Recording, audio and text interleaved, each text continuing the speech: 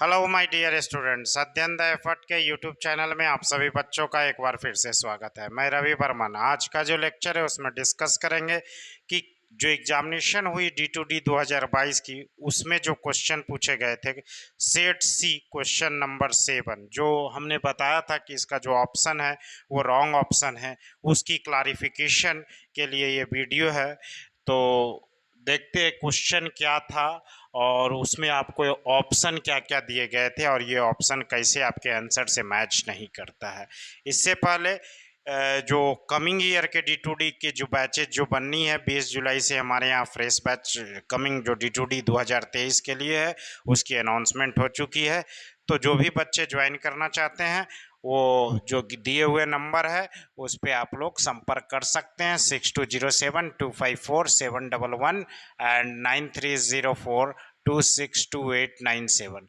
ये दो official number है आपका, इस दोनों में किसी पे आप कांटेक्ट कर सकते हैं। तो क्वेश्चन नंबर 7 सेट सी जो मैथमेटिक्स के क्वेश्चन पूछे गए थे उसमें था if two vertices of a triangle are 3, -2 and -2, 3 and its ortho center is -6, 1 then its third vertex is, और ऑप्शन था आपका 5, 3 -5, 3 5, -3 एंड -5, -3। तो देखिए जब बात आती है जब वर्टेक्स है तो हम मान लिए ए बी सी कोई ट्रायंगल है A B C. Okay, orthocentre क्या होता है कि यहाँ से आप परपेंडिकुलर इस पे डाल रहे हैं, यहाँ पे एक परपेंडिकुलर इस पे डाल रहे हैं, तो ये जो इंटरसेक्शन पॉइंट ऑफ इंटरसेक्शन होता है that is ortho centre.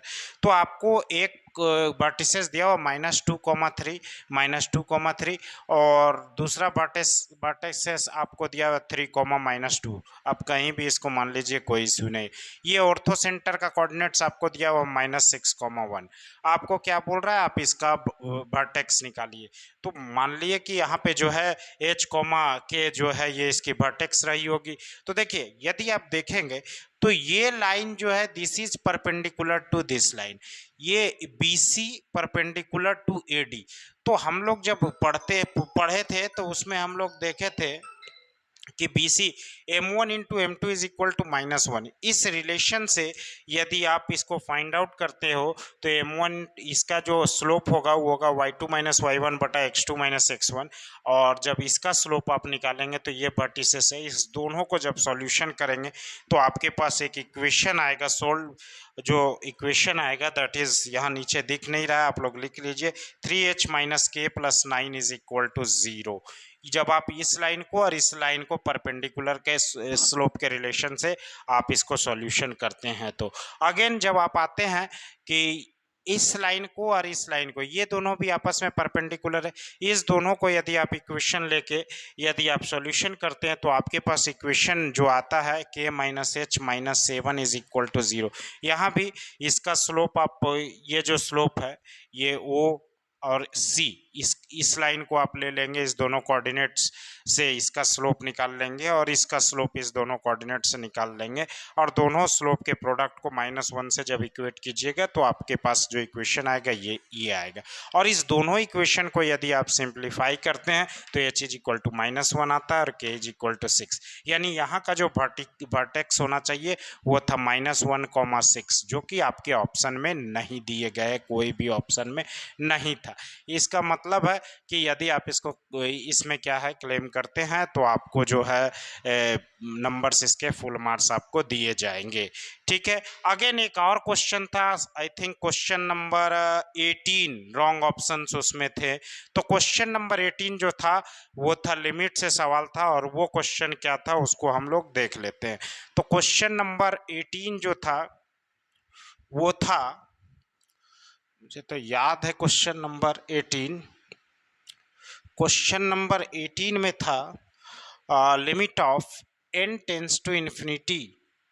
Question number 18, 1 square + 2 square up to n square having divided by n cube, और इसका लिमिट आपको फाइंड आउट करना था। यही था क्वेश्चन आपका, क्वेश्चन नंबर 18। एक बार मैं देख लूँ, question number 18, yes, divided by n cube, yes, ये क्वेश्चन था और इसके लिए जो ऑप्शन थे वो थे 0, बी में था 1, सी में था -1 एंड डी में था n। आपको इसको सॉल्व करने हैं। तो देखिए ये था सम ऑफ सीरीज का स्क्वायर का, आप जानते हैं ये होता है सॉल्यूशन। यदि हम देखें तो ये होता है n into n plus one into 2n+1/6। ये था 1² + 2² अप टू n² का जो सम होता है सीरीज का वो ये होता है। और n³ पहले से है, limit n tends to infinity है। अब आप यदि ऊपर से n को कॉमन करते हो तो यहाँ से ये आपका हो जाएगा n³ और यहाँ हो जाएगा 1 + 1/n and 2 + 1/n and divided by 6n³। this n³ cancel out, limit n tends to infinity। अब जब आप n को पुट करते हो तो आपके पास आ जाएगा 1, this becomes 0, this becomes 0, 1 into 2/6 and this becomes 1/3। ये ना तो ये ऑप्शन में, ना ये, ना इसमें, ना इसमें। तो ये ऑप्शन, ये दो सवाल जो थे इसका ऑप्शन गलत था, बाकी ऑप्शन सही थे। मैंने आंसर के प्रीवियस लेक्चर में आपको प्रीवियस वीडियो में दिया है। तो चैनल में यदि आपको ये वीडियो अच्छी लगी तो कृपया सब्सक्राइब करें चैनल को, शेयर करें बच्चों को।